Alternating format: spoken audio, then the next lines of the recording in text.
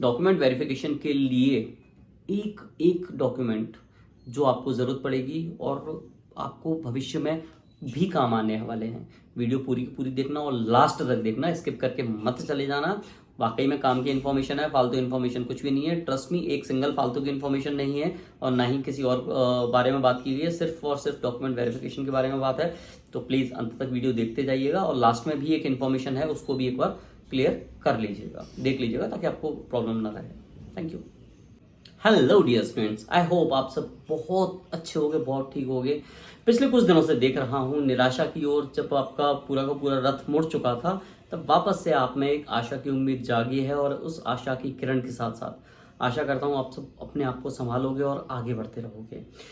बात करने जा रहा हूँ आज मैं डॉक्यूमेंट वेरिफिकेशन की, साथ ही साथ आज मैं बात करने वाला हूँ थोड़ा बहुत कट ऑफ पर भी बात करने वाला हूँ। ये वीडियो उन सभी लोगों के लिए है जो वाकई में इस वीडियो को वेट कर रहे थे, साथ ही साथ उन लोगों के लिए है जो चाह रहे थे कि मैं वीडियो ना डालूं, लेकिन I am really so sorry, मैं आदत से मजबूर हूं, मैं क्या करूं, मैं थोड़ा सा खिसका हुआ हूं, मेरी आदत थोड़ी सी ठीक नहीं है इस मामले में। मतलब मुझे आप बोलोगे ये काम नहीं करना है, I am the one person जो वही काम करने वाला है, ठीक है। सो जस्ट क्लियरली अब सुनिए, सबसे पहले 160 प्लस जितने भी स्टूडेंट्स हैं, no matter whichever category you are from, आप किसी भी कैटेगरी से आते हैं कोई मतलब नहीं है इस बात का। आप चाहे जनरल हो, general in the sense you are unreserved बोलते हैं उसे, जनरल कैटेगरी कोई नहीं होती, उसे हम क्या बोलते हैं, यू आर। आप ओबीसी से हों, आप एससी से हों, आप एसटी से हों, आप अदर बैकवर्ड क्लासेस जिसको हम ओबीसी काउंट कर चुके हैं ऑलरेडी उससे हों, आप पीडब्ल्यूडी जो फिजिकल डिसेबिलिटीज के साथ में है उससे हों, आप एक्स सर्विसमैन हो, वो आप सब अपने डॉक्यूमेंट्स प्रिपेयर कर लीजिए। रीज़न, मैं ये नहीं कहूँगा कि आपका 100% हो जाएगा तो आप अपना प्रिपेयर करके रख लीजिए, लेकिन आपके डॉक्यूमेंट्स प्रिपेयर इसलिए होने चाहिए। सबसे पहली बात तो ये, एक क्वेश्चन आएगा सबके मन में कि 160 पे तो यूआर का हो ही नहीं सकता, देन हम डॉक्यूमेंट्स अपने प्रिपेयर क्यों करें। अगर आप किसी भी एग्जाम में 200 में से 160 नंबर ला रहे हो, इट मीन्स 180 अगर आप क्रॉस कर रहे हो तो आप अपनी योग्यताएं देख सकते हैं, आप अपनी योग्यता चेक कर सकते हैं। आपके अंदर एक हुनर है, आप वाकई में कुछ कर गुजरने के लिए बने हुए हैं, आप एक योग्य व्यक्ति हैं, आपके पास वाकई में वो शक्तियां हैं जिन्हें आप अपने भविष्य को सुधारने में लगा सकते हैं। इस एग्जाम में आपके 160 यानी 80% आप स्कोर कर रहे हो। वैकेंसी का में तो हो सकता है आपका सिलेक्शन ना हो, लेकिन इस बात की पूरी संभावना है कि आगे आने वाले एग्जाम्स में आपका सिलेक्शन हो जाएगा, क्योंकि 80% आप किसी एग्जाम में स्कोर कर रहे हो, कम स्कोर नहीं होता। अगर आप एक एग्जाम में 80 नंबर ला रहे हो और दूसरे किसी एग्जाम में जिसमें पोस्ट ठीक ठाक है, 1000 2000 है, 3000 है, 4000 है, 5000 हुई, 8000 हुई, तो 160 पे आपका सिलेक्शन 110% होगा। तो डॉक्यूमेंट्स तो अपने आप प्रिपेयर करके रख ही लीजिए, इसमें कोई बुराई नहीं है।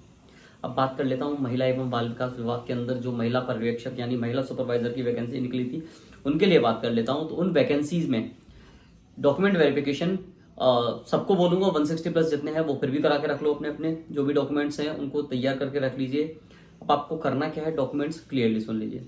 सबसे पहले आपके जो डॉक्यूमेंट्स होने चाहिए, आपकी 10th की मार्कशीट, 12th की मार्कशीट, दोनों की फोटो कॉपीज करा कर रख लीजिए, और एक मैं तो कहूँगा बल्कि 5-5 का एक सेट बनाकर आप सभी का रख लीजिएगा।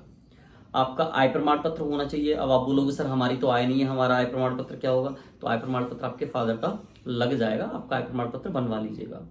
फिर अगर आप 18 साल के क्रॉस कर चुके हो तो आप अपना भी आय प्रमाण पत्र बनवा सकते हो। तो आय प्रमाण पत्र परिवार का बनता है, तो समस्त परिवार में उसमें प्रॉपर नाम नहीं लिखा रहता कि इनका, कैंडिडेट का नाम लिखा रहता है। तो आय प्रमाण पत्र बनवा लीजिए, अपना मूल निवासी बनवा लीजिए। अब आय प्रमाण पत्र और मूल निवासी कहाँ से बनवा सकते हैं, तो आप आसपास का जो आपका लोक सेवा केंद्र है वहां जाकर भी आप आवेदन दे सकते हैं। आप कुछ नहीं है, वहां से आपको एक आवेदन पत्र मिलेगा, आप उसको ले लीजिएगा। साथ ही साथ आपको क्या करना है, अगर ये भी नहीं करना तो आप क्या करिए, 181 पे कॉल करिए। आपका समग्र और आधार कार्ड दोनों वेरीफाई होना चाहिए पहले से, मतलब वो एक्टिव मोड में होना चाहिए। तो आप 181 पे कॉल करिए और उनसे कह दीजिए सीएम जनसेवा केंद्र में कॉल ट्रांसफर करिए, वहां से आगे की प्रोसेस आपको वो समझा देंगे। आप अगर इतना कर लेंगे तब भी 24 घंटे के अंदर आय और मूल निवासी प्रमाण पत्र बनकर आपके हाथ में आ जाएगा। क्लियर।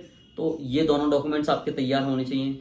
प्लस आपने ग्रेजुएशन किया हुआ है तो ग्रेजुएशन के साथ साथ आपकी जो डिग्री है, अगर आप अभी तो देखिए टाइम है, डिग्री लगभग 1 महीने के अंदर आराम से आ जाती है।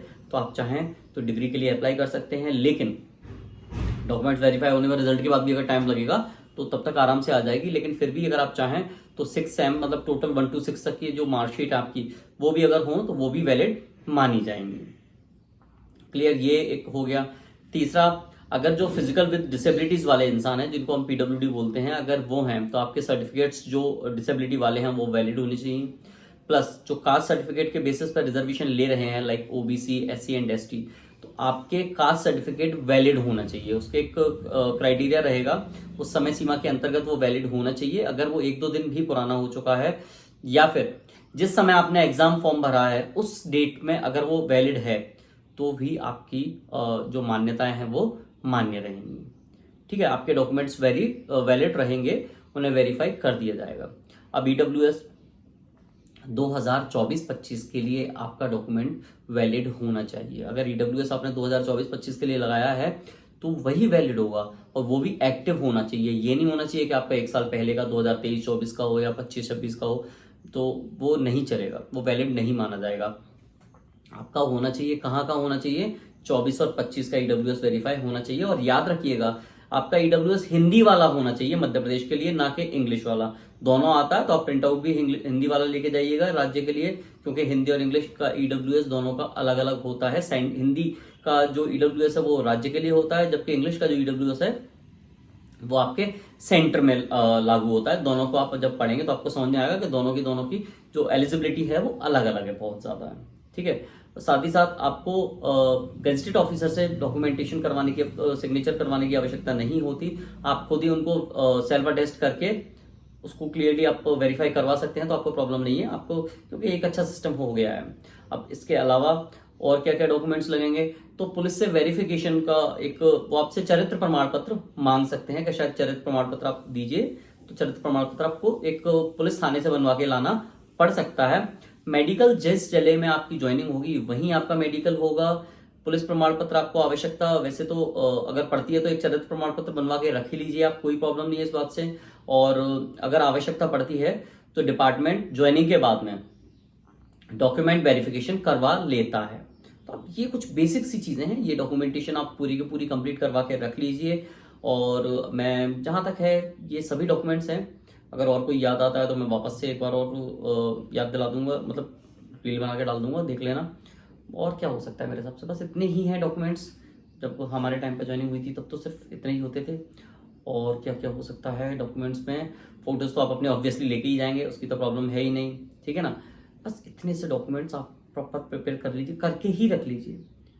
ये वाले एग्जाम में काम आएंगे, नहीं तो आने वाले जितने भी एग्जाम्स हैं यार 160, 80% क्रॉस कर रहे हो आप। अगर 80% आप लेकर आ रहे हो तो यार कुछ तो है आप में। ठीक है ना, अगर पदवृद्धि हो गई तो 170 पे जनरल का भी हो जाएगा आसानी से। ठीक है, कट ऑफ के रिगार्डिंग एक छोटी सी बात मैं फिर से लास्ट में कह देना चाहूँगा, 175+ यूआर वाले सेफ हैं, 170 ओबीसी और ईडब्ल्यूएस लगभग सेफ हैं क्लियरली। और 165+ या मैं कहूँ सीधा 163+ एससी वाले सेफ हैं, और 161 के आसपास या 160 के आसपास एसटी वाले सेफ हैं। ये हम 75+ की बात कर रहे हैं, ये ऐसा पहला एग्जाम होने जा रहा है जहां 75% कट ऑफ हो रहा है।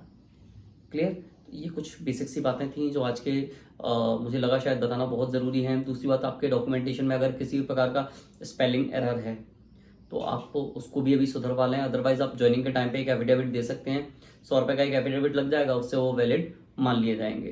क्लियर, और बाकी और इन्फॉर्मेशन अगर जरूरत पड़ी, आवश्यकता होती है, बहुत सारे क्वेश्चंस आ रहे हैं मेरे पास डॉक्यूमेंट्स के रिगार्डिंग, तो उन पर भी कुछ क्वेश्चंस हैं, मैं क्वेश्चंस उठा के नेक्स्ट वीडियो में बहुत जल्द लेके आऊँगा आपके साथ में। तो ठीक है, फिर मिलते हैं जल्दी। और यार चैनल सब्सक्राइब करो ना, आप लोग चैनल सब्सक्राइब क्यों नहीं कर रहे हो, क्या मतलब है? अगर आप वीडियो देख के जा रहे हो तो कोई मतलब नहीं है, कम से कम चैनल सब्सक्राइब करके जाओ। Thank you.